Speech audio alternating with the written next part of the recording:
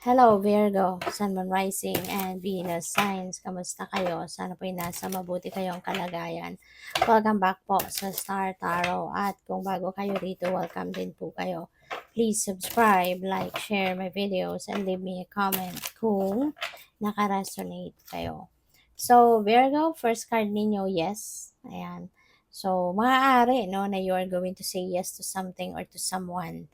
'Di ba? So, masaya, no? Masaya yung angel. So, baka ano 'to, magiging gano'n din ang reaction ninyo or gano'n din yung mararamdaman ninyo when you say yes to something or to someone.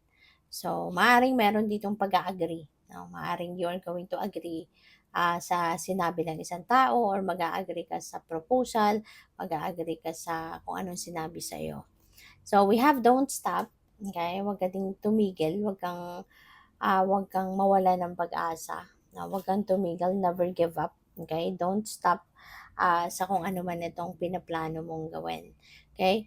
Pwede rin, no? Na baka meron kayong mga, let's say, you have a goal, tapos you're working on it, no? Maaring pinagsisikapan at pinagtatrabahuan mo na yung goal mo na yan, pero maaring kumbaga parang gusto mo ng umano, gusto mo ng sukuan kasi maaaring yung gusto mo hindi nangyayari, maaaring yung gusto mong mangyari dito hindi yun ang nag-unfold sa ngayon. Kaya pupuwede 'no, na gusto mong tumigil na or gusto mo ng sukuan ito.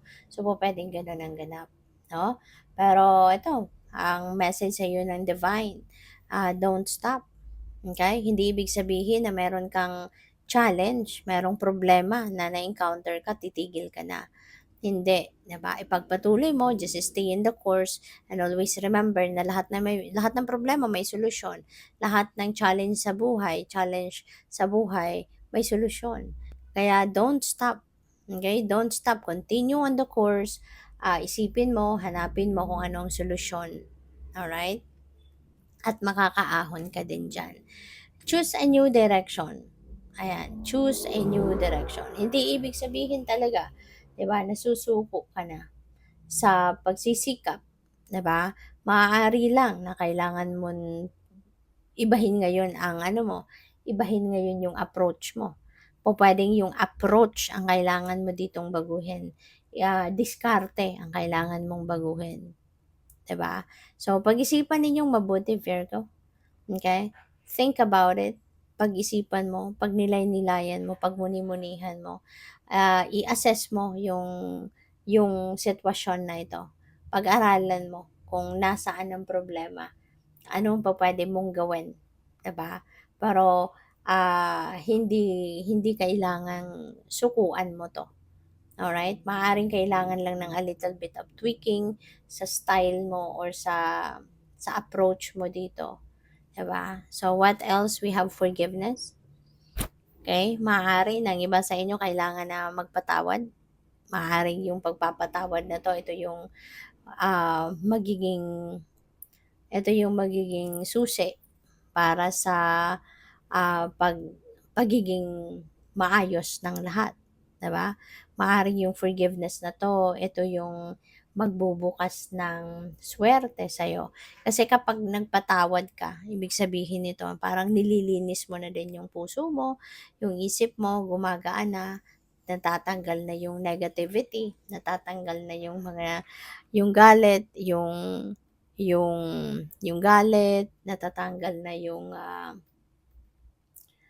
natatanggal na yung tampo, mga ganyan, mga resentments, 'di ba? So, and those are negativity, 'di ba? So, kapag natanggal na 'yun, nawala na 'yun sa puso mo, 'di ba? So, ano, puwede ka nang mag-welcome ng positivity, 'di ba? And when there is positivity, wherever positivity is, 'di ba? Mas papasok na yung swerte, mas gagaan na yung buhay. So, tingnan natin kung ano pa ang ganap. And by the way, maraming salamat for subscribing. And if you haven't subscribed yet, subscribe na kayo. And also, maraming salamat din for not skipping the ads. Malaking bagay po yan sa akin. And also, please click the join button sa baba ng video kung gusto po ninyo na mag-join kayo sa membership. So, we have compassion. Ayan. So, yung compassion na to, Virgo, ano yan eh, kayo, 'di ba? Si Virgo, maawain, matulungin. So you have a very compassionate heart. You have a very big heart.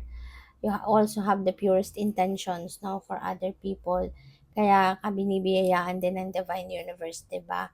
So you're very compassionate, and maybe ngayon, no, that compassion also will be, you will be showing off that compassion din sa ngayon. Maaaring may mga tao din dito na siguro nag-aantay ng inyong kabaitan, nag-aantay na matulungan mo, ganyan, no? So, what else? We have sacred plan. Ayan. So, this is a reminder para sa iyo, Virgo, na the universe has a sacred plan para sa lahat, no? Para sa ating lahat. Meron siyang plano. Kaya, huwag kang tumigil, no? Huwag kang titigil sa kung ano man itong pinagkakaabalahan mo. Kailangan mo lang dito ng siguro konting adjustments, no? Um, but yeah, you need to be patient. You need to listen, no? Always listen to your intuition so that you will be guided, no? Kung saan ka talaga dapat papunta, ano ang mga dapat mong gawin, 'di ba?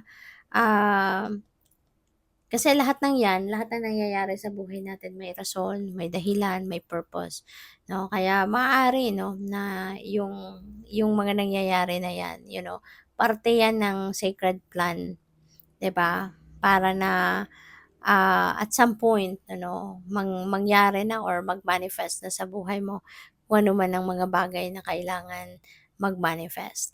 Okay? So, what else? We have romance and connection. So, siguro sa ngayon, baka ang iba sa inyo rito will be focusing on your romantic situation.